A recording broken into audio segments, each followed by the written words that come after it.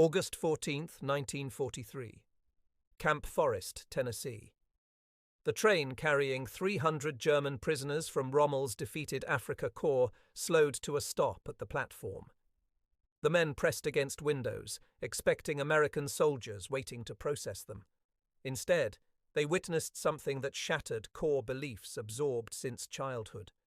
A woman in grease-stained overalls sat behind the wheel of a 2.5-ton military truck, maneuvering the vehicle into position with practiced ease. Behind her, 3 more trucks approached, all driven by women wearing work clothes, their hair tied back in bandanas. Hitler had derided Americans as degenerate for putting their women to work.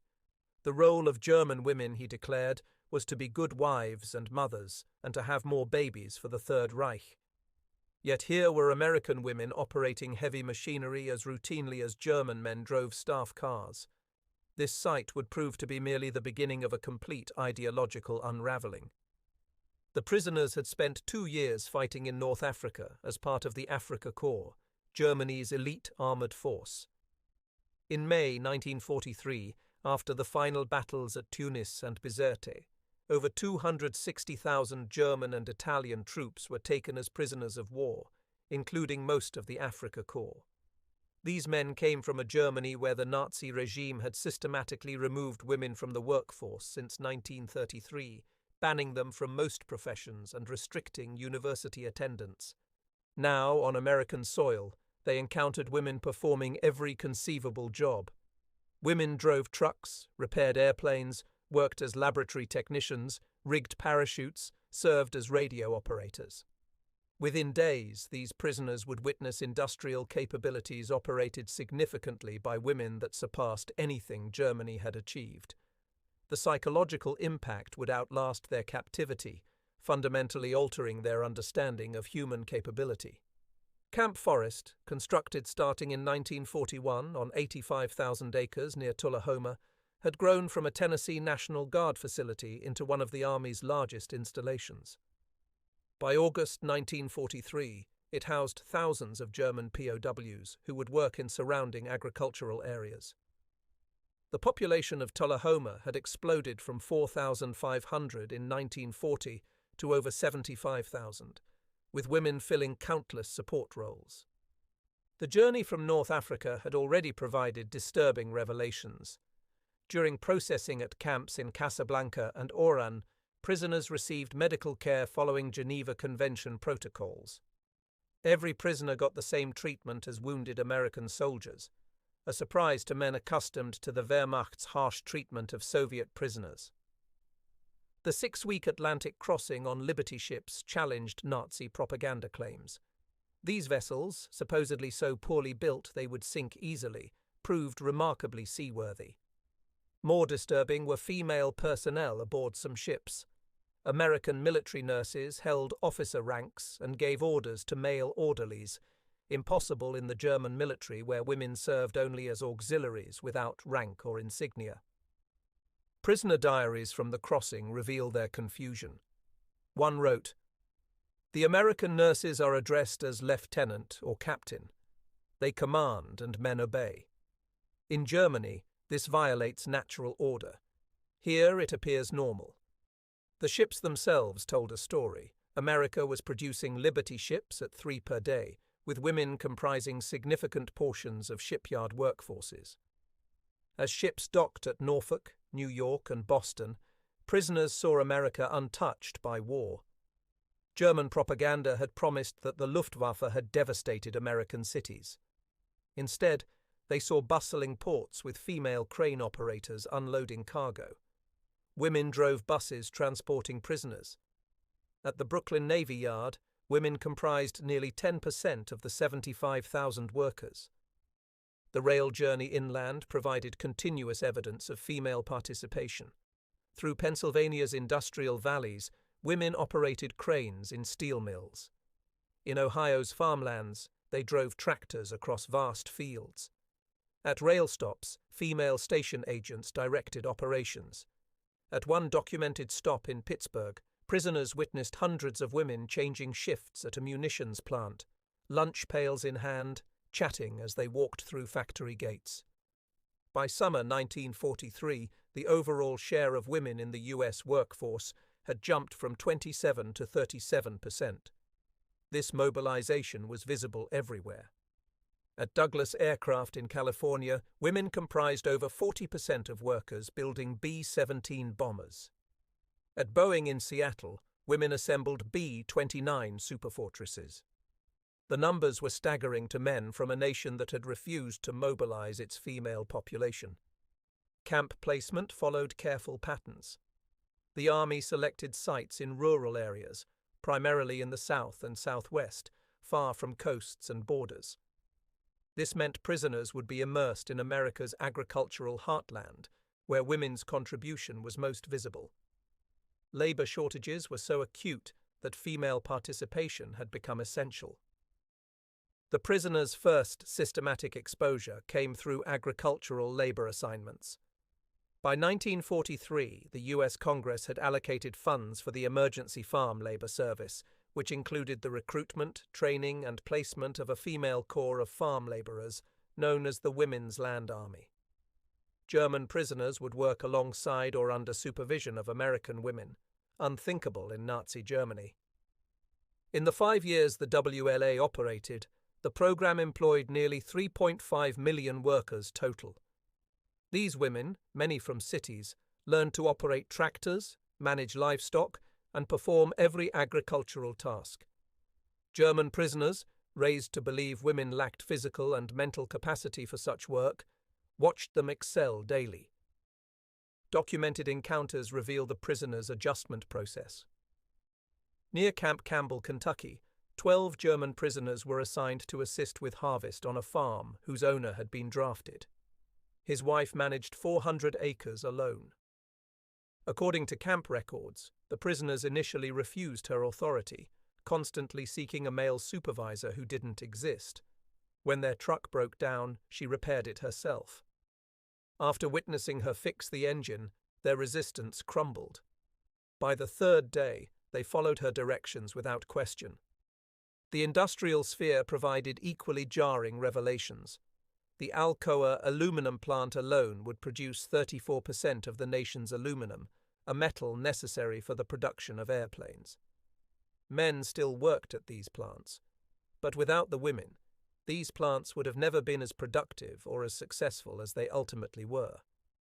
Prisoners learned that American aircraft production, powered significantly by female labor, exceeded 96,000 planes in 1944. The Women's Army Corps presented another fundamental challenge. Over 150,000 women served as WACS during World War II. These women wore military uniforms, held ranks, and exercised authority, forbidden in the Wehrmacht. German prisoners encountered WAC sergeants supervising motor pools, lieutenants managing supplies, and captains commanding administrative units. At Camp Crowder, Missouri, a WAC sergeant commanded the motor pool maintaining all camp vehicles.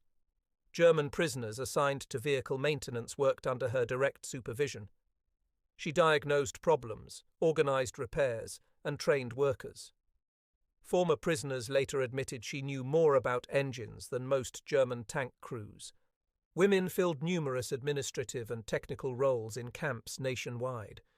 Female interrogators, many of them German Jewish refugees who had fled Nazi persecution, questioned prisoners. These women, classified as subhuman by Nazi ideology, demonstrated linguistic skills, military knowledge, and professional competence. They conducted interrogations while maintaining Geneva Convention protocols. Camp education programs gradually included American female instructors teaching English, history, and civics. They introduced concepts foreign to Nazi ideology: women's suffrage, coeducation, and professional equality. For prisoners from a society where women couldn't serve as legal witnesses, these concepts were revolutionary. Letters home, censored by authorities, traced evolving attitudes. In 1943, recently captured prisoners wrote dismissively, "Americans are desperate, using women for men's work." By mid-1944, confusion emerged. Women here work in factories but maintain households. I cannot understand this. By 1945, some expressed admiration. If Germany had used women's abilities as America does, perhaps the war would differ. Christmas 1943 brought profound psychological impact. Women's organizations and churches organized celebrations for German prisoners. Women whose sons and husbands fought in Europe brought homemade goods to enemy soldiers. This Christian charity from those with every reason for hatred challenged Nazi propaganda about materialistic Americans. At Camp Concordia, Kansas, the local Methodist Women's Society organized a Christmas dinner for 300 German prisoners. Mrs. Eleanor Mitchell, whose son had been killed in Italy 2 months earlier, helped serve the meal.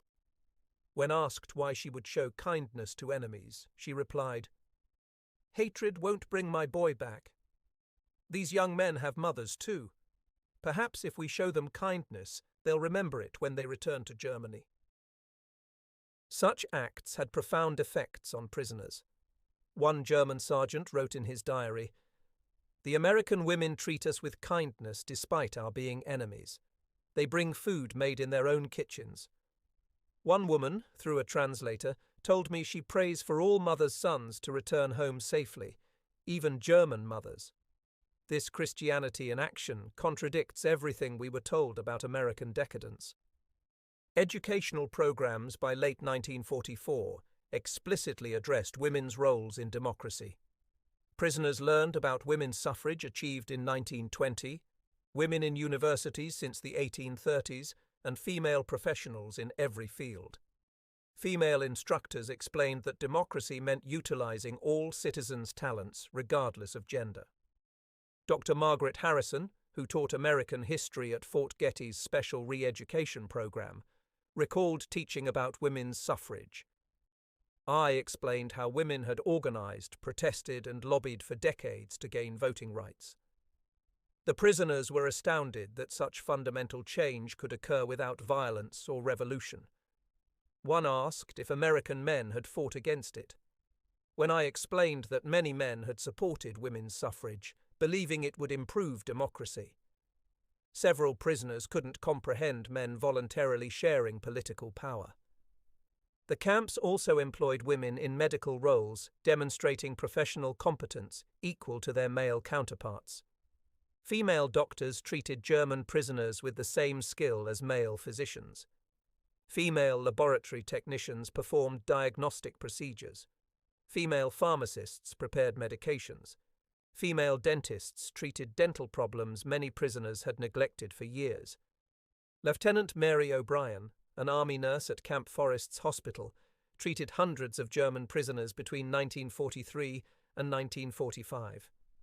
She later recalled, "They were often surprised by our medical capabilities.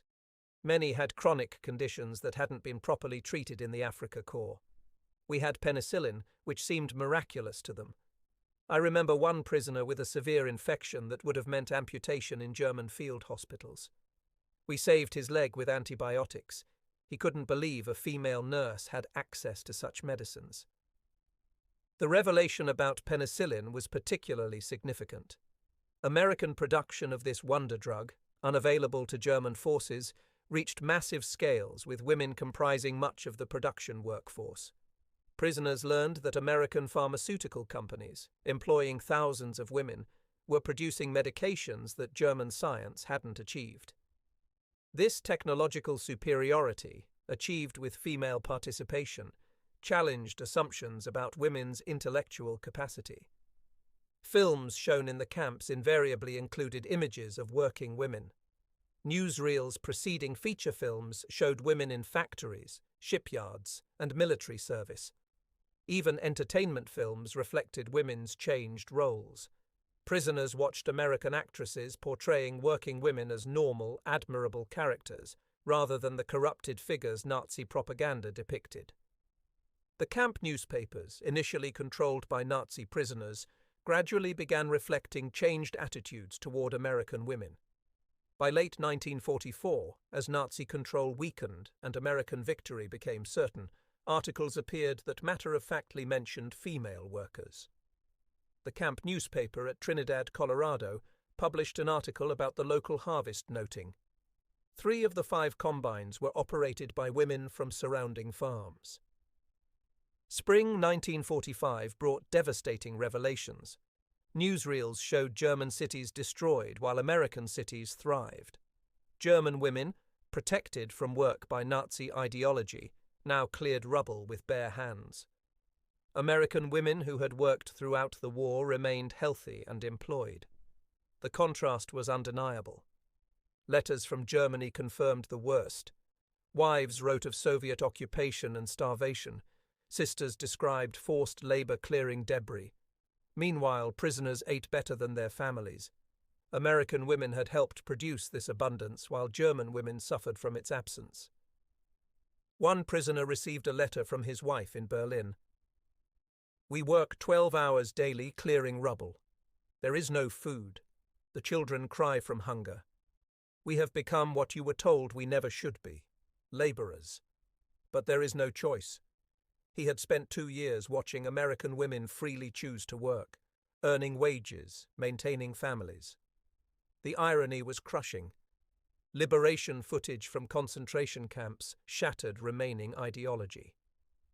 While destroying racial beliefs, prisoners simultaneously observed American women as nurses and relief workers aiding survivors.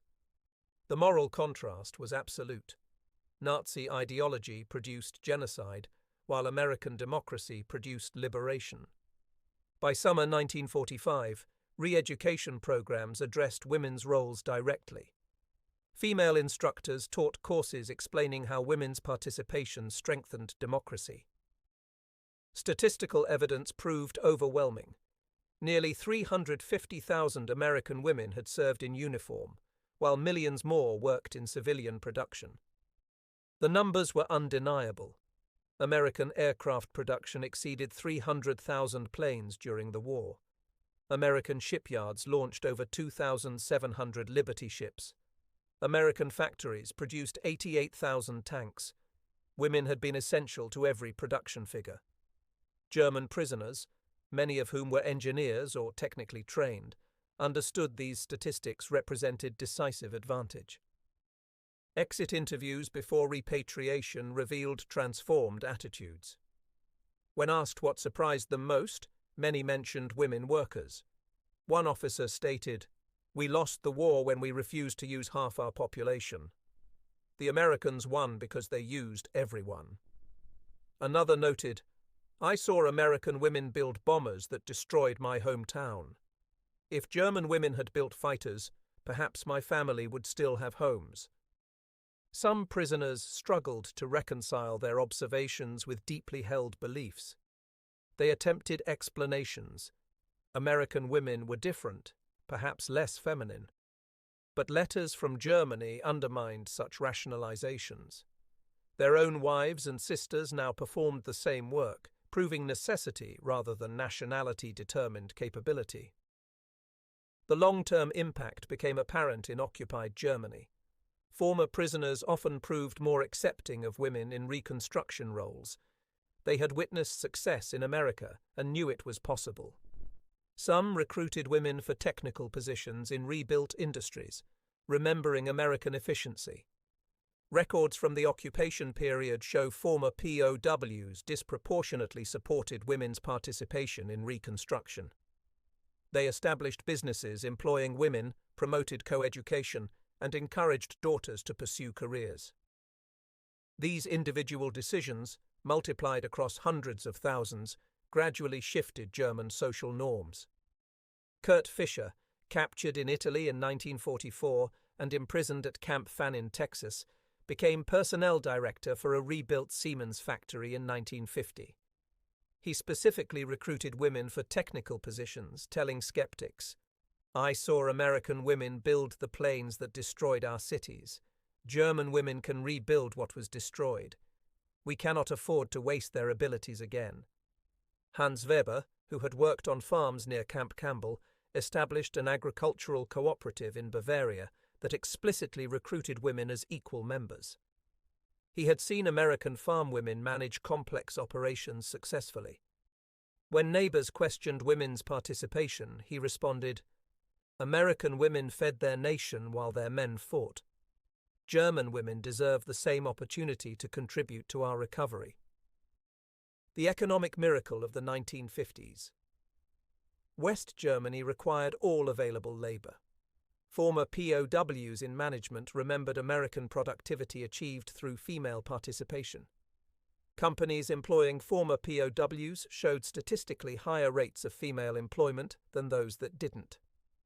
At Volkswagen's Wolfsburg factory, several former POWs held supervisory positions by 1952. When labor shortages threatened production, they advocated recruiting women, citing specific examples from Detroit factories. By 1955, Volkswagen employed thousands of women in production roles, setting precedents for the German automotive industry. Former prisoners entering politics often supported legislation expanding women's rights. They had observed American women voting, serving on juries, and participating fully in civic life. This experience influenced their approach to German democratic development. The Social Democratic Party found particular support among former POWs who had observed American labor unions, including women members. They had seen that worker solidarity could transcend gender lines, that women could be effective labor organizers, and that mixed-gender unions achieved better conditions for all workers. Educational reforms showed influence from returning prisoners of war.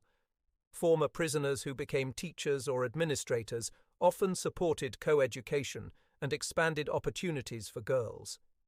They had seen American women with university degrees and professional careers. This observation influenced their approach to education, contributing to gradual expansion of educational opportunities for German women. Dr. Friedrich Zimmermann, captured in Italy and imprisoned at Camp Phillips, Kansas, became a professor of engineering at the Technical University of Munich in 1951. He actively recruited female students, unprecedented in German engineering education.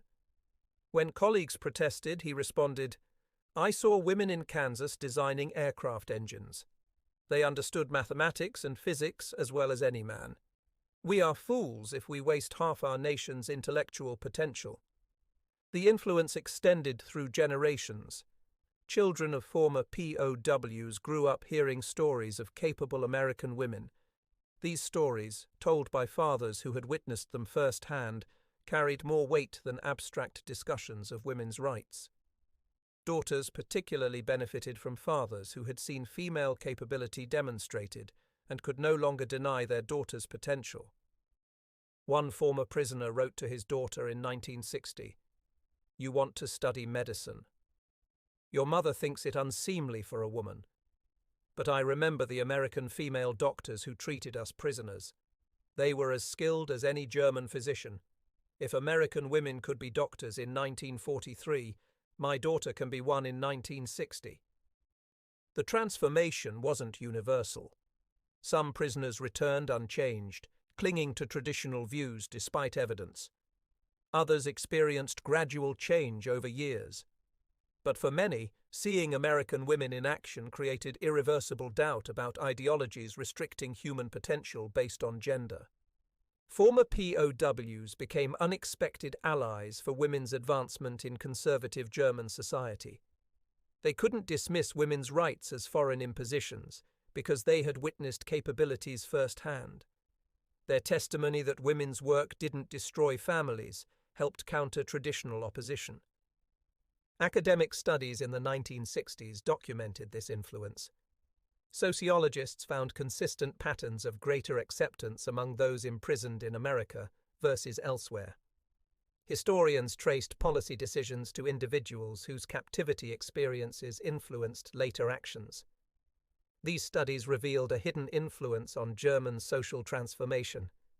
The magazine Der Spiegel published a series in 1955 interviewing former POWs about women workers. Those imprisoned in America showed significantly more support for female employment than those held elsewhere. The magazine concluded that American captivity provided unexpected education in democratic social organization. The German-American relationship benefited from these experiences. Former prisoners of war served as cultural bridges, explaining American social practices to puzzled Germans. They could clarify why American businesswomen expected equal treatment and why Americans viewed gender equality as essential to democracy. Klaus Möller, imprisoned at Camp Ruston, Louisiana, became a trade representative in 1954. He later recalled, "When I met with American companies, there were often women in negotiations, lawyers, engineers, translators. My colleagues were shocked, but I wasn't surprised. This familiarity helped me build better relationships with American partners." By the 1980s, oral history projects documented consistent themes about American women workers. Even decades later, many recalled specific women who had supervised work, treated injuries, or taught English. These encounters left lasting impressions, shaping lifelong attitudes. Martha Patterson, the Kentucky farm wife who had supervised German prisoners, received letters from them for decades. One, written at Christmas 1965, read, "You taught me that strength has no gender. My granddaughter wants to be an engineer. I tell her about the American woman who supervised German soldiers and fixed tractors. You changed not just me, but my family's future." The story demonstrates how social change occurs through experience rather than argument. German prisoners didn't read about women's capabilities. They witnessed them daily. They took orders from female supervisors and received care from female professionals. This experiential learning proved more powerful than any propaganda. The irony is that American women, focused on winning the war, had no idea they were conducting a massive re-education program. By simply doing their jobs, driving trucks, building planes, managing farms, they demonstrated that gender restrictions were arbitrary rather than natural law. Their competence, witnessed by hundreds of thousands of enemy soldiers, helped transform not just individual minds, but contributed to reshaping an entire society's understanding of human capability. The transformation of German POWs from believers in female inferiority to witnesses of female capability created ripples influencing families, communities, and national policy. While many factors contributed to post-war gender equality in Germany, the POW experience provided unique and powerful evidence that different arrangements were possible. Former prisoners carried more than memories back to Germany. They carried proof that different social organizations were possible and successful. Their witness helped create cultural space for women's advancement in post-war Germany. Some actively promoted women's education and employment based on what they had observed. Others simply couldn't deny their daughters opportunities they had seen American women embrace. The psychological impact extended beyond individual transformation. These men had seen their entire worldview challenged and largely disproven. If Nazi ideology was wrong about women, what else was it wrong about? If democracy could mobilize entire populations while maintaining freedom, what did that say about totalitarian efficiency? These questions, once started, led to fundamental re-evaluation of beliefs. The contrast with Soviet treatment of German prisoners highlighted American uniqueness. POWs who experienced Soviet camps reported that while Soviet women also worked in industry and agriculture, it was presented as socialist necessity rather than choice. American women appeared to work voluntarily, taking pride in contributions while maintaining individual identity. This paradox, freedom producing superior results to coercion, challenged totalitarian assumptions. Religious dimensions added complexity. Many German prisoners came from Lutheran or Catholic backgrounds, where traditional gender roles were reinforced by religious teaching. Yet American women who brought them Christmas dinners and showed them kindness were often deeply religious themselves. These women demonstrated that Christian charity and female competence weren't contradictory. By 1946, as the last prisoners departed for Germany, America had demonstrated something revolutionary. Women's capacity was limited only by opportunity, not biology. The prisoners had arrived believing in natural hierarchies and rigid gender roles. They departed having witnessed a society where women built the arsenal of democracy while maintaining families and communities. The camps themselves became sites of historical memory. Local historians collected stories of German prisoners working alongside American women, recognizing these interactions as historically significant. Communities that had hosted POW camps preserved records of these encounters, understanding they represented important cultural exchanges. Modern German society, with its strong commitment to gender equality, owes partial debt to the unintended consequences of POW captivity. The transformation of hundreds of thousands of German men from believers in female inferiority to witnesses of female capability created ripples that influenced post-war development. While many factors contributed to this transformation, the POW experience provided unique and powerful evidence. Today, this historical example provides perspective on how fundamental social change occurs. It demonstrates that prejudices presented as immutable truths can dissolve when confronted with contrary evidence. It shows that societies liberating human potential possess decisive advantages over those restricting participation by ideology. The story stands as testament that ideologies claiming natural hierarchies crumble when confronted with daily evidence of human capability unlimited by gender. The shocked recognition of American women driving trucks and tractors evolved into acceptance that democratic societies utilizing all citizens defeat those restricting participation by ideology. This lesson, learned in American captivity, helped reshape not just Germany, but influenced global progress toward gender equality. The captured soldiers who returned to Germany carried proof that different social organizations were possible and successful. Their witness, multiplied across hundreds of thousands of individuals, helped create cultural space for women's advancement. American women workers, through their wartime example, won a victory extending beyond military triumph, contributing to the emergence of a more egalitarian world that continues evolving today.